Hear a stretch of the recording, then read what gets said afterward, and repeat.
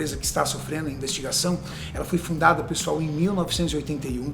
Tá, ele dá a entender que a empresa é muito antiga, então ele faz ali um argumento ad antiquitatem, um apelo à tradição, dando a entender que pela empresa ser mais antiga, ter uma tradição, não seria uma empresa que se envolveria num crime, em algo com drogas, né? Então, um argumento de manutenção da aparência, de dar ali uma imagem positiva, tá certo? Em vez de negar que tenha alguma relação com a produção de drogas. É um argumento curioso, dá pra gente investigar aí. Fica comigo. Fala aí pessoal, beleza? Aqui quem fala é o Vitor Santos, eu sou especialista em comunicação e comportamento não verbal e você está no canal Metaforando, o maior canal de linguagem corporal do mundo. E hoje nós vamos então analisar o pronunciamento oficial de Renato Cariani, ele que está aí então sendo investigado numa operação pela Polícia Federal, onde uma das empresas onde ele é sócio está ali sendo acusada, dentre vários crimes associados ao tráfico de drogas, um deles seria de transferir, desviar equipamentos químicos, porque afinal de contas era uma empresa de produção química, então de desviar esse material químico para a produção de drogas como crack e cocaína, tá certo? Essa é uma das acusações dessa empresa e todos os sócios da empresa, assim como o Renato Cariani, passaram pelo mandado de busca e apreensão. Foram cerca de 18 mandados iniciados no dia de hoje, deflagrados hoje pela Polícia Federal, e o Renato Cariani, que é um influencer fitness muito famoso, veio a público comentar sobre a situação, fazer o pronunciamento oficial, esse que a gente vai analisar agora. Lembrando, pessoal, o objetivo desse vídeo não é inflamar, incitar ódio contra ninguém, eu peço que vocês respeitem todas as pessoas comentadas nesse vídeo. Nosso objetivo é entender quais comportamentos não verbais e quais os significados dos sinais que o Renato Cariani vai demonstrar nesse pronunciamento oficial, tá certo? Dito isso, bora para análise então, vamos lá. Pessoal, tô vindo aqui para poder me esclarecer para vocês, afinal de contas tá rodando tanta notícia aí, tantas mensagens, e eu preciso dividir com vocês o que realmente aconteceu. Tá bom, então a gente já tem um ponto aqui interessante, né? Quando a gente fala do comportamento não verbal, é tudo aquilo que está além da mensagem verbalizada. O primeiro ponto a chamar a atenção nossa é toda a organização, aqui o design dessa filmagem. Você vê que é um local claro, é um fundo claro, a camiseta dele não tem estampa, não demonstra muita informação. É uma camiseta ali de um tom azul, não é um tom preto, escuro. Às vezes ele está acostumado a utilizar roupas mais escuras, o Renato Cariani em alguns vídeos. Mas é todo um cenário, enfim, para transmitir a imagem e uma ideia mais leve. Então pode ver que ele não está gravando no escritório com os troféus dele, enfim, nada. Ele está ali na sala gravando tranquilamente, tá certo? A luz ali também é uma luz não muito focada no rosto dele, não é uma luz tão forte como essa que eu uso aqui no estúdio. Então a mensagem que ele está telegrafando pra gente é uma mensagem suave, uma mensagem positiva, tá certo? Ele quer passar a imagem, uma imagem calma, uma imagem de não violência, enfim, uma imagem pacífica. Cores claras, uma luz mais natural, nada muito chamativo, sem estampas na roupa, etc e tal. Tantas mensagens e eu preciso dividir com vocês o que realmente aconteceu. Bom, então aí nos gestos a gente vê os gestos ilustradores na altura do coração, né? A gente sempre fala dos gestos abertos quando eu não deixo o meu tórax obstruído. Então ficar com o braço cruzado na frente do peito, tudo isso transmite uma imagem de insegurança. O que o Renato Cariani faz é o oposto. Ele faz uma variação do gesto do pedinte. Lembrando que o gesto do pedinte é comentado tanto em What Everybody's Saying, do Joe Navarro, quanto outros livros mais clássicos, aí também o Corpo Fala, do Pierre Will, Roland Topacou, enfim, que é o ato de você fazer um gesto aberto, geralmente com as palmas da mão para cima ou com as palmas da mão para dentro, como se fosse um pedinte mesmo, né? Tô aqui, olha, pedindo algo para você e deixando aqui o tórax à mostra, né? Então é mais ou menos uma variação desse gesto aqui. Olha aí, pessoal, estou aqui conversando com vocês. Então o gesto do pedinte, novamente, é um gesto não autoritário. É um gesto ilustrador positivo para tentar demonstrar, para tentar deflagrar imagens e sinais de empatia, tá certo? Olha, eu não tenho nada a esconder, eu estou pedindo que você acredite em mim, tá? Então essas são algumas interpretações do gesto do pedinte. Presta atenção na palavra, no que ele fala aqui no comecinho, vamos lá. Tantas mensagens e eu preciso dividir com vocês o que realmente aconteceu. E eu preciso dividir com vocês o que realmente aconteceu. Quando ele finaliza a frase com esses termos, né? O que realmente aconteceu, né? Eu preciso dividir com vocês o que realmente aconteceu. Dá a entender que tudo que ele vai falar de agora para frente é a verdade, né? Então ele abriu dizendo, olha, tem muita notícia saindo, tem muita mensagem, etc e tal. Eu vou falar o que realmente aconteceu. Então quando ele finaliza com esses termos, o que realmente aconteceu, dá a entender que qualquer informação, essa é a mensagem que ele quer que você entenda, que qualquer informação dita pela mídia ou por qualquer outra fonte, outro jornal, canal, enfim, são informações mentirosas. Então quando ele fala, vou te contar o que realmente aconteceu, é como se ele dissesse, presta atenção no que eu vou falar agora, que isso aqui é a verdade. Tá? Essa estratégia verbal é chamada pelo protocolo Scans de believer. Então é como se eu utilizasse um acreditador na minha frase, na minha mensagem. Eu vou construir a minha mensagem verbalizada de uma forma que eu estou dizendo para você, acredite em mim, que o que eu vou falar é a verdade. Então quando ele diz isso, eu vou te contar o que realmente aconteceu, é como se ele usasse um believer ali, tá certo? Vamos seguir. Bom, pela manhã eu fui surpreendido com o cumprimento de mandado de busca e apreensão da polícia na minha casa. Você vê que ele está com os gestos bem fechados ali. Eu já comentei aqui no canal sobre o uso da Clinton's Box. A Clinton's Box é uma estratégia utilizada por políticos, né? A caixa de Clinton, né? Você não faz gestos muito abrangentes, não ultrapassa esse limite da caixa de Clinton, uma caixa imaginária que você tem ali ao seu redor, justamente para não transmitir, não parecer que você está nervoso. Então se o cara começa assim, pessoal, fala para vocês o que aconteceu, né? Estão dizendo aí que eu estou envolvido em produção de droga. Esses gestos mais abrangentes, mais exagerados, né, que extrapolam o limite da caixa de Clinton, eles demonstram geralmente um certo desequilíbrio, uma dificuldade de autocontrole emocional e meio que dão a entender para o público leigo que a pessoa está muito nervosa e por isso que ela está tremendo e fazendo gestos abrangentes, então ela deve estar mentindo. Essa é a mensagem que gera para o público leigo. Então, quando você vai instruir uma pessoa a se comunicar de forma segura, você fala o oposto. Olha, mantenha suas mãos aqui na Clinton's Box, não exceda o limite da caixa. Então aqui, né? Nunca faça gestos abrangentes e tal. Então dá pra ver também que o Cariani foi bem instruído para fazer esse vídeo aí. Com certeza rolou uma instruçãozinha de imagem aí para ele de como ele ia fazer esse vídeo aí. Surpreendido com o cumprimento de mandado de busca e apreensão da polícia na minha casa, aonde eu fui informado que não só a minha empresa, mas várias empresas estão sendo... Tá, uma microexpressão de medo. Onde eu fui informado que não só a minha empresa, mas várias empresas... Não só a minha empresa, mas várias empresas. Como vocês podem ver agora, um aumento, a gente consegue ver mais da porção lateral da arcada dentária inferior dele, né, pelo deslocamento dos cantos dos lábios na linha horizontal. Ativação do músculo risóris, é uma microexpressão de medo, como a gente falou, juntamente com o turtle effect, que é o tensionar dos ombros. Né? Então, ele tensiona os ombros, ao mesmo tempo que faz uma microexpressão de medo. Então, quando ele fala dessa investigação que ele está sofrendo, ele que é sócio de uma das empresas investigadas, a gente vê um comportamento de medo. Vitor, esse medo é porque ele tem alguma coisa, tem culpa no cartório, quem não deve não teme, não é mesmo? Por uma única expressão não dá para dizer, pessoal. É muito precoce, seria muito injusto da minha parte fazer uma afirmação desse tipo, tá certo? Ele demonstrou medo ao falar que está sendo investigado. Não dá para ir muito mais longe que isso. Pode ser o medo porque o cara nunca foi investigado na vida, não o medo de alguém que está mentindo, enfim. Estão sendo investigadas num processo que eu não sei. Novamente, outra microexpressão de medo. Estão sendo investigadas num processo. Aqui a gente vê o comportamento completo, né? A gente vê a abertura lateral de novo.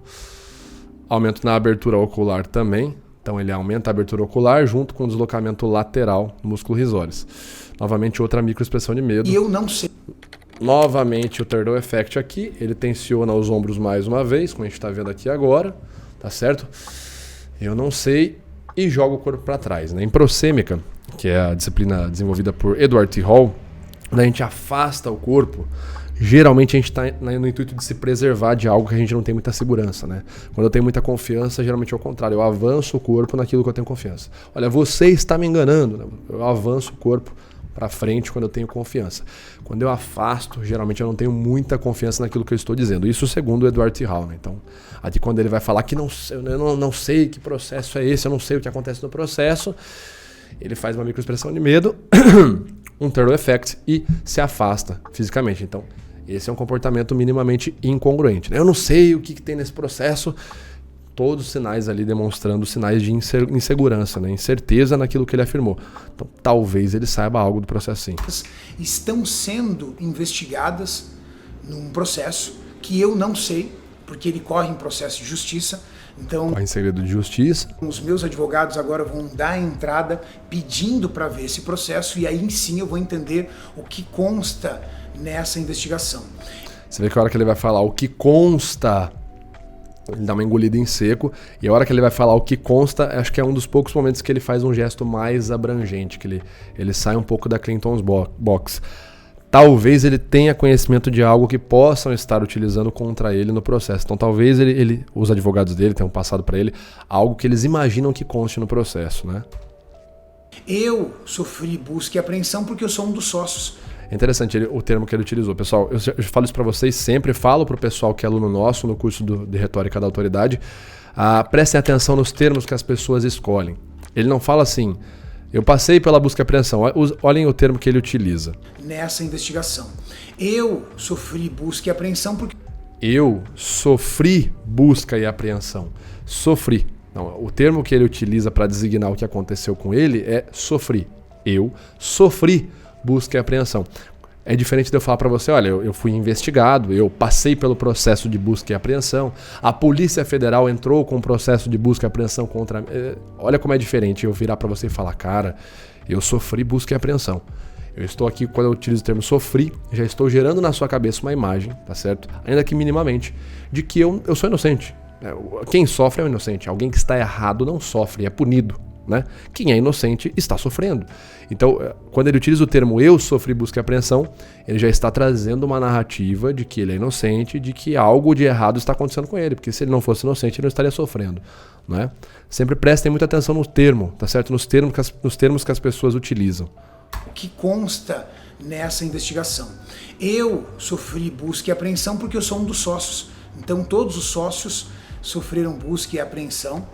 Isso é verdade, né? Na notícia a gente consegue ver que foram cerca de 18 mandados de busca e apreensão, então é verdade, né? Não há o que discordar disso aqui, é um fato.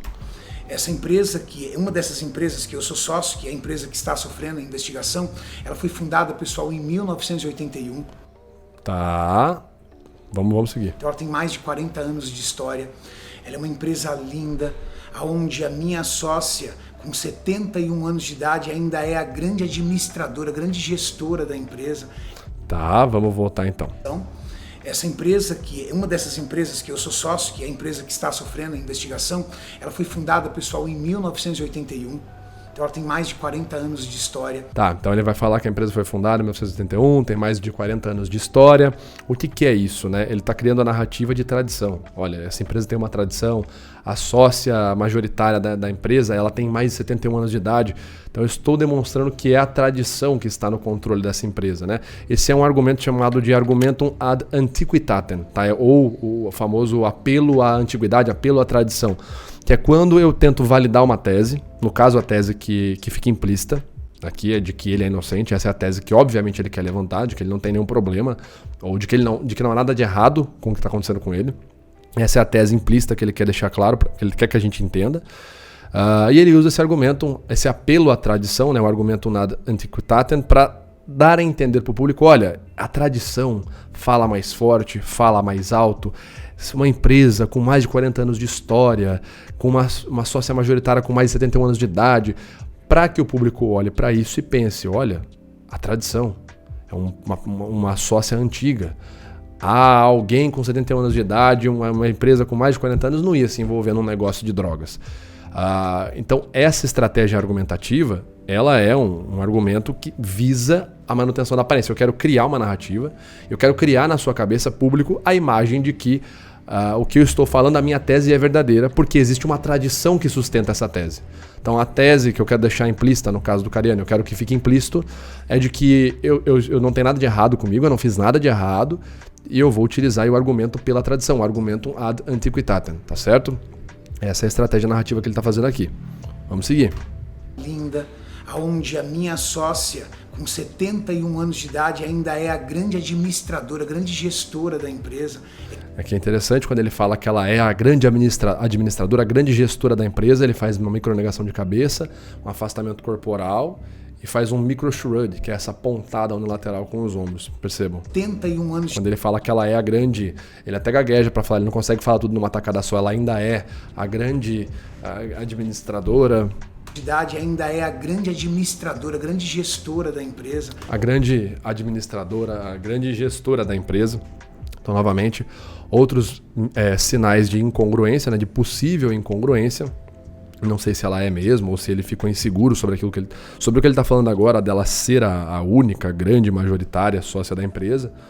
Pode ser que não seja, ou pode ser que ele mesmo está incerto ou inseguro sobre essa afirmação, né? Ou de que na prática ele saiba de alguma outra informação que desbanque essa, né? De que talvez ela não seja de fato a única, a grande sócia majoritária. 71 anos de idade, ainda é a grande administradora, a grande gestora da empresa, é quem conduz a empresa, uma empresa sede própria, que tem todas as licenças, todas as certificações nacionais e internacionais.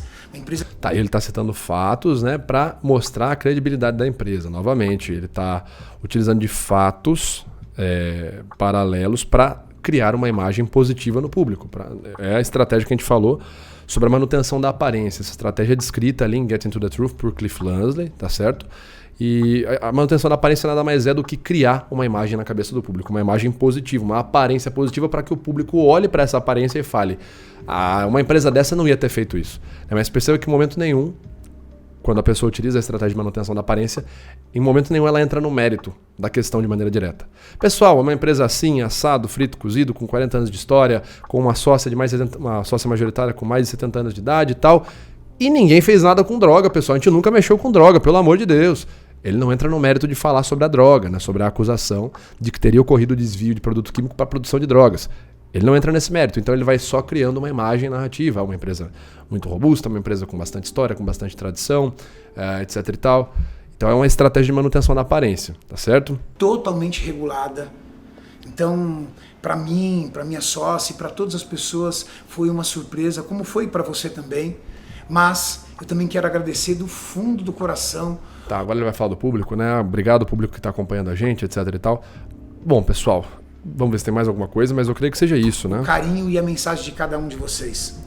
De você que conhece a minha história, que sabe quanto eu trabalho, que eu divido todo dia aqui no meu Instagram. Tá, e faz um argumento ad misericordiam, né? Que é o apelo à misericórdia. Então, você que conhece meu trabalho, que vê todo dia meus vídeos no Instagram, que vê eu, etc e tal. Então, é um apelo emocional, né? Eu estou apelando à sua misericórdia. Olha, você que me conhece, você que vê meus vídeos, eu estou tocando na sua emoção. Pô, você me conhece, você sabe quem eu sou. Você sabe que eu não faria um negócio desse, cara. Poxa vida, você sabe que eu não mexeria com drogas. Então, é um apelo emocional, um argumento, um ad misericordia. O pessoal que faz o nosso curso aí, Retórica da Autoridade, sabe que a gente fala dos 3 pilares da argumentação retórica, né? O pathos, o ethos e o logos. Aqui, quando ele bate na emoção, quando ele quer que você convencer você por meio da emoção, você que acompanha meu Instagram, etc e tal, ele está batendo no pathos, tá certo? É o pilar emocional da argumentação.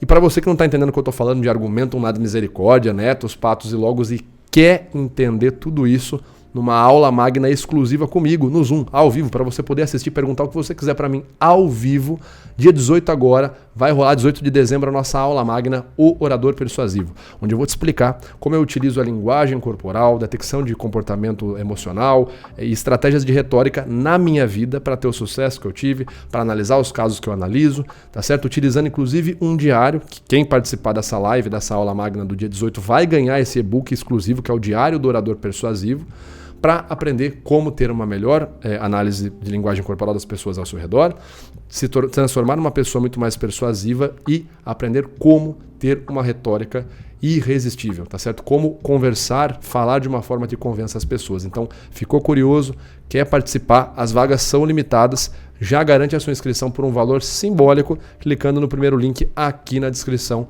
desse vídeo. Tá certo, pessoal? De maneira resumida sobre o Renato Cariani, era isso que a gente tinha para falar, não tem muito mais coisa para falar, ok? Essas são as estratégias que ele demonstra, uma estratégia de manutenção da aparência, ele não entra muito no mérito de falar de forma direta, não mexi com droga, nossa empresa nunca mexeu... A gente nunca mexeu com droga porque na verdade a gente fazia isso e aquele outro. Ele não entra no mérito, provavelmente orientado pelos advogados, então faz muito sentido. E foi como eu falei no começo, pessoal. Ele demonstrou medo, ele não entra no mérito e tal. É porque ele tá mentindo? Não dá para saber. Pessoal, enquanto ele não aparecer, não der uma entrevista falando detalhadamente sobre isso, não dá para saber. A gente vai ter que conjecturar aqui E como eu falei, pessoal, vamos conjecturar com muito respeito pela pessoa do Cariani. Eu não tenho nada contra ele, nunca tive problema nenhum com ele na internet, então não quero, né? Não gostaria que vocês utilizassem esse vídeo para ir atacar ele, tá certo? Como eu disse no começo, é uma tentativa de compreender quais estratégias narrativas, retóricas e não verbais ele está utilizando nesse vídeo.